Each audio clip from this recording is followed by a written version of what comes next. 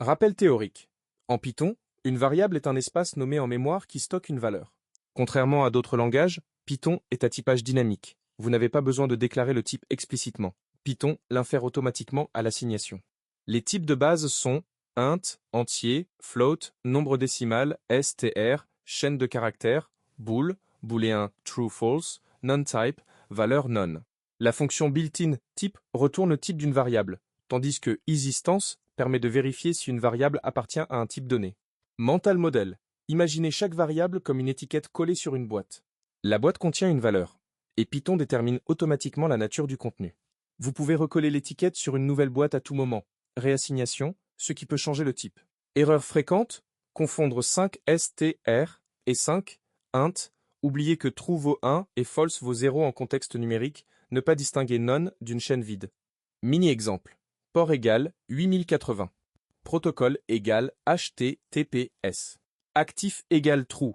Print type port, dièse inférieur à classe int supérieur à. Print type protocole. Dièse inférieur à classe string supérieur à. Print type actif. Dièse inférieur à classe bool supérieur à. Moins, contexte professionnel. Dans le domaine de la cybersécurité et du DevSecOps, vous serez amené à écrire des scripts Python pour automatiser des tâches, scanner des ports, parser des logs, manipuler des données d'API, générer des rapports de vulnérabilité. La maîtrise des types de données est fondamentale. Une erreur de type dans un script de pentest peut provoquer un crash silencieux, fausser des résultats ou introduire une faille dans votre propre outil. Cet atelier pose les bases concrètes sur lesquelles tous vos scripts futurs reposeront. Moins, énoncé de l'atelier. Vous allez créer un script Python nommé variable-bas type.py dans un virtual env dédié. Ce script devra déclarer un ensemble de variables représentant des données typiques d'un contexte sécurité, adresse IP, port, nom de service, statut, identifiant, etc. Afficher leurs valeurs et leurs types. Puis, effectuer quelques opérations simples pour observer le comportement des types. Étape 1. Mise en place de l'environnement. Activez le virtual van que vous avez créé lors des activités précédentes, ou créez en un nouveau dédié à cet atelier.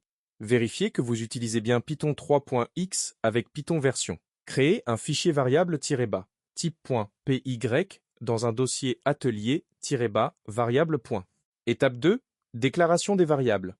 Déclarez au minimum 10 variables couvrant obligatoirement les types suivants int, float, str, bool, non-type. 10 de texte. Le vis G ou S, R, dr, bool, non-type. Ces variables doivent avoir du sens dans un contexte sécurité. Exemple d'inspiration. Ne copiez pas aveuglément. Inventez vos propres noms et valeurs. Un numéro de port, une adresse IP sous forme de chaîne, un score de criticité, CVS, S sous forme de float.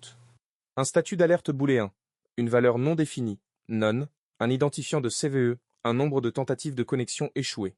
Étape 3. Affichage structuré. Pour chacune de vos variables, affichez sur une même ligne le nom de la variable, écrit en dur comme label, sa valeur, et son type retourné par type. Le résultat doit être lisible et formaté proprement. Utilisez les f-strings. Exemple de format attendu. Port 443. Type inférieur à classe int supérieur à. Étape 4. Manipulation et conversion de type.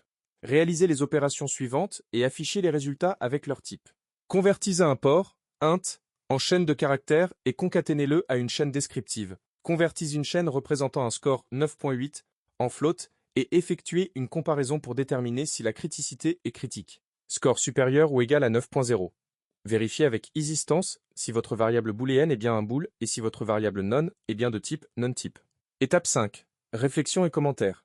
Ajoutez des commentaires dans votre code avec dièse pour expliquer brièvement pourquoi le typage dynamique peut être un risque dans un script de sécurité mal conçu. Rédigez au moins 3 commentaires pertinents. Pensez à un cas concret où une confusion de type pourrait produire un comportement inattendu dans un outil de scan ou d'analyse de log. Étape 6. Livrable. Votre fichier variable-bas type.py doit être exécutable sans erreur avec Python variable-bas type.py. Déposez votre fichier avant l'expiration du temps imparti.